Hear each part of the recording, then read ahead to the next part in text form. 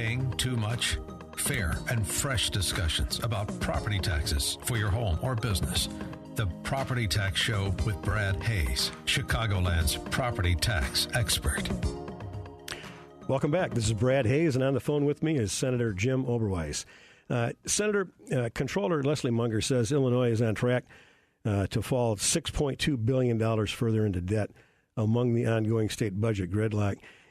Do you think our General Assembly is really capable of coming together to solve these problems and turn this thing around? Well, I've been here 3 years now, and let me tell you what I found. I've been surprised at how nice and friendly my fellow legislators, including Democrat legislators, are. They're some very nice people. That's the good news. The bad news is so many of my fellow legislators, particularly Chicago Democrats, do not have a clue about how business operates and about economics. As a result, they believe their job here is to get as much as they can for the people who are in need of state services and state help. So they have a good positive reason they're wanting to help people, but they have no balance. They have no understanding of the destructive nature that higher taxes can be to the future of the state. And it's very hard to get those points across. Oh, you're just some rich business guy. You don't understand the needs of things. Well, yes, I do. In fact, I've been a major supporter and contributor to Hesed House in Aurora, which is a shelter for the homeless. I serve on the board of Northern Illinois Food Bank. Believe me, I started Oberweis Foundation to help people in need. We understand that we've got to help people, but we have to do it in a way that doesn't destroy the state, that doesn't drive jobs out of the state. And we have to find ways to do that and work together to do that, and it's been very difficult to do when the other party has such a strong majority of majority control of the state Senate. We've got to reverse that come November. It seems like we either have two paths to take, either the path that Detroit took or a reform path. And you would think that just looking at the numbers and looking at the trends that, the Democrats would actually see that the reform path is the way to go. Well, yes, we certainly would hope so. However, let me just say that Chicago has bankruptcy as an option. It's a city. The state does not. So there's no provision in the bankruptcy code to allow the state of Illinois to declare bankruptcy or any other state. Therefore, we have only one path, not two paths, and that one path has to be reformed to turn around the state. Otherwise, ultimately, things just disintegrate. If we get to such a point where the debt is so heavy that people just continue to leave in droves, we've never had anything like that happen. We can't let something like that happen. Nobody can even imagine what the consequences would be. You brought up Chicago. Chicago public schools are bankrupt, basically. And do you feel that Illinois taxpayers should bail out CPS? Well, I believe that we need to make sure that students in Chicago have a chance for a good education. I believe the system has been horribly misrun. I believe that if the Illinois State Board of Education takes over the district, we could make improvements and we could do it in a financially sensible way. I do believe that bankruptcy for the CPS, for the Chicago Public School System, should be on the table. I believe that if that's the case, those thinking about loaning money to the system or financing bond sales would pay careful attention to what they're doing and would bring some fiscal discipline to the system. It would force them to make the necessary reforms to bring costs under control.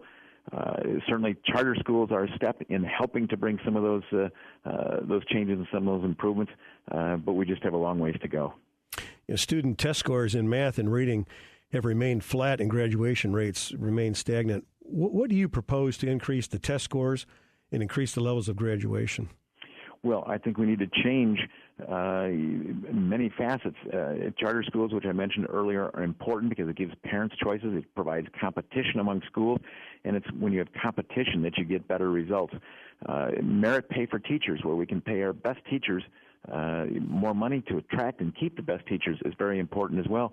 And the ability to fire teachers that are not doing a good job. I mean, one of the worst things we've done is to bring tenure into grade school and the high school situations, because it just all it does is protect those who are failing to do a good job. I see. The cost of college has increased steadily over the past decade, and the average undergraduate student has accumulated more than $25,000 of student debt. And there are some presidential candidates that feel that now college should be free for everybody and the taxpayers should just pony up. How do you feel about that? I think we have to, again, look at the costs of our educational system and what we're doing right and what we're doing wrong. I believe that not everybody has to go to college. We probably need to provide more vocational training that would equip people to be mechanics or plumbers or other types of jobs that require a certain level of training, but not necessarily a college degree. I think we have to continue to grow our junior college situation. There may be an opportunity to, the cost of a year or two of junior college is less than half of what it is at our universities. And I think greater use of online education is certainly a wave for the future. We can take some of our best teachers, our best professors, and make them available instead of to 50 or 100 students to thousands of students and make the opportunity for a better education available at a much lower cost. We've got just about 1 minute left, and I have to ask you about Senate Bill 16 that would take money primarily from suburban districts and give it to downstate school districts. How do you feel about that, moving money from one district to another?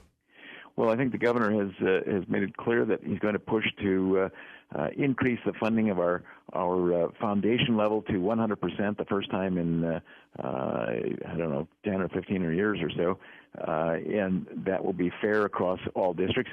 Right now, Chicago gets some unfair advantages in terms of the funding. We need to provide the same type of funding for all schools across the state, a basic level per student, and then to add to that with additional funding for those who are most in need or have most special needs students, or perhaps where they have more needs for English as a second language education as well. Thank you very much for coming on. I appreciate it, Senator, and we'll get you back on after the primary.